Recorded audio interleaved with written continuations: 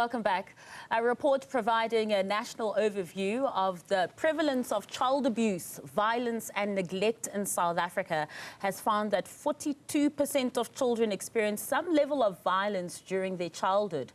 Further, in today's rapidly advancing digital era, the power of technology offers incredible opportunities while simultaneously presenting unprecedented challenges, particularly for the mental health of our children and adolescents. For more, we are joined by Dr. Linda Ncube-Nkomo, who is the CEO of the Nelson Mandela Children's Fund. Dr. Ncube-Nkomo, thank you so much for joining us in studio this evening. And it's such a bleak conversation and topic to have about just violence and children. But I want to start on a lighter note. You know, Nelson Mandela Children's Fund also now celebrating 30 years. This is a milestone. If you could just describe the journey from, you know, when you started 30 years ago, what the landscape and the picture look like, to what you're seeing today. Masa, thank you for having us in studio to talk about the children of South Africa and also about the journey of the Nelson Mandela Children's Fund. So when the journey started in 1995, what really the desire that was put into action by starting the Children's Fund was to end the economic dire circumstances that children were facing at that time. And the story behind our start is that our founder, the late President Mandela, came across children living in the streets in Cape Town in the middle of the night. And it really troubled him that these children were in the streets instead of being at home asleep. And what troubled him even more was that it was normal. No one was looking for these children. So the journey started with that encounter with children. And over the years, how has the landscape changed? It has changed in that we're just seeing an increasing levels of violence against children. And it could be that now we have social media that enables us to see things as they happen. We're seeing an increase in the issues, social issues that need focus. And so children falling behind in terms of the radar, falling below the radar of focus as a country. We're seeing the digital space that 30 years ago did not exist and is now one of the most dangerous places for children to be on if they are there and they're not being monitored. The landscape has also changed in that there's so many more organizations that are coming into the sector wanting to do work, and the resources for us to be able to do that work on the ground are becoming more and more diminished because the issues that need to be solved are becoming more and more. And so it really becomes a case of who has the loudest voice is going to get the attention and most likely the resources to solve. Yeah, it's such a bleak picture as well when one thinks of the plight that children are under in this country as well. When you look at poverty, child abuse as well, violence. I mean, in the intro as well, talking about that stat that almost half of children have experienced some sort of violence in their childhood. You mentioned the advent also of social media. Maybe that may be what is highlighting it, or we're seeing more of it. But what are the other ripple effects that is having on children? So definitely there is an impact on their mental health. We're seeing children start to be addicted to social media. And you know, some of the videos that we see on social media of a child, the phone is taken away and they're throwing a tantrum and breaking things, that's a withdrawal symptom. You know, people think, oh, that's being a brat. It's actually a withdrawal symptom. And so what we need to be looking at is getting the balance of ensuring that children are living in a digital world, right? There's no coming back from that.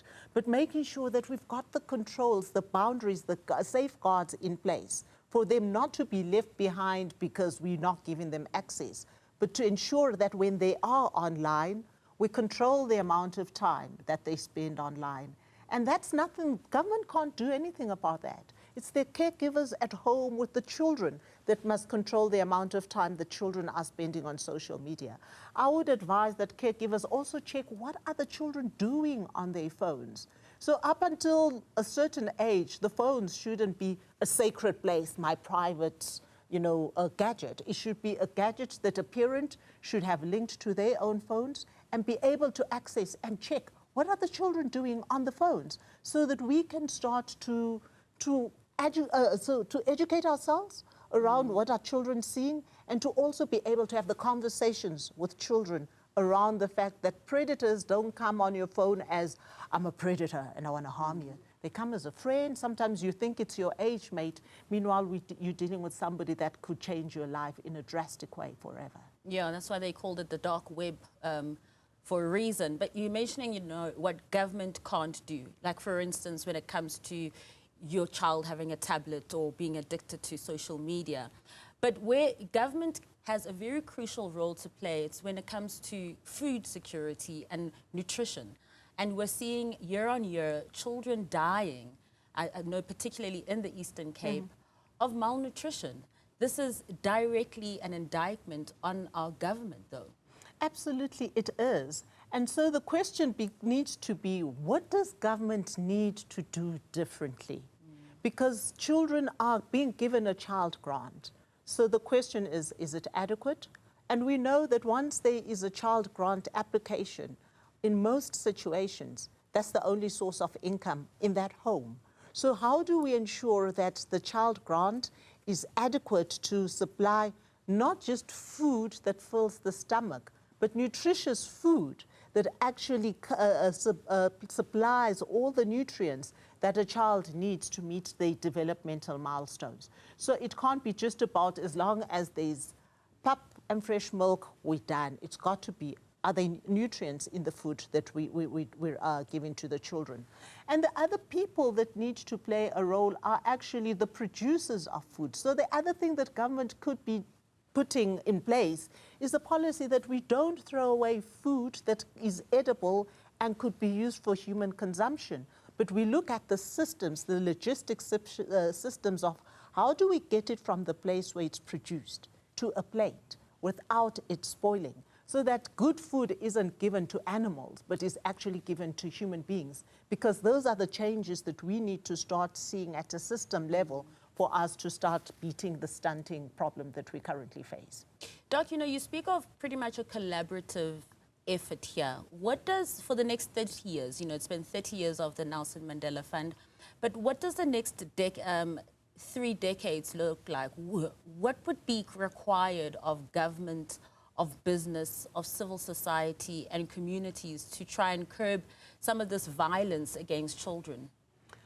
I always say, you and I need to start thinking about children as human beings. And one of the things that we need to start doing at household, community, school level is the normalization of violence against children in the name of discipline. And start to say to ourselves, you and I as adults, you wouldn't want someone hitting you, screaming at you, throwing things at you. Why do we think that that is okay to do with children? We need to change our mind frame and start to unlearn some of the things that we grew up experiencing and accepting as normal, and understand that those are not normal. The second thing that we need to be doing is looking at the duty bearers and ensuring that they are trained to be able to address issues that affect children in a child-appropriate manner. We need to stop making policemen something to threaten children with when they're little. So you remember when you were little, you wouldn't eat your food, we're going to call the policeman. So the children keep thinking the policeman is this scary person, as opposed to seeing them as the person to go to when I'm in trouble and I need help and I need the intervention of an adult. But definitely in the next 30 years, as the Children's Fund, we are looking at 3 key areas that we need collaboration across all sectors of society with. We've got to be looking at alleviation of poverty and making sure that we give children a really great start to life. We need to look at violence against children, that ongoing trauma that can affect them for the rest of their lives. And importantly for us, we need to elevate the voices of children. Not create platforms where we talk about children, but create platforms like what we did last year, where we had the Africa Children Summit. And it was children running the show. It was children crafting their outcome statement. It was children saying to policymakers, this is the Africa that we want. So we want to be able to work together with other players in the sector, with community organizations, with government, to be able to create a world, not just a South Africa, a world that is child-friendly. So in the next 30 years, I hope you'll be sitting with a CEO that will say to you, this week we have an official engagement where we are celebrating 30 years, but also taking that opportunity to stop and to reflect on what we need to do going forward. And I really pray that when you have that conversation, or whoever the two people talking will be, that the conversation will be about, man, we've been able to make such amazing impact and to change the story of children. I certainly hope so too. Doc, thank you so much for coming into the studio and talking to us about this. And congratulations once again on the milestone of Nelson Mandela Children's Fund reaching 30 years. That, of course, is Dr. Linda Ncube-Nkomo, who is the CEO of the Nelson Mandela Children's Fund.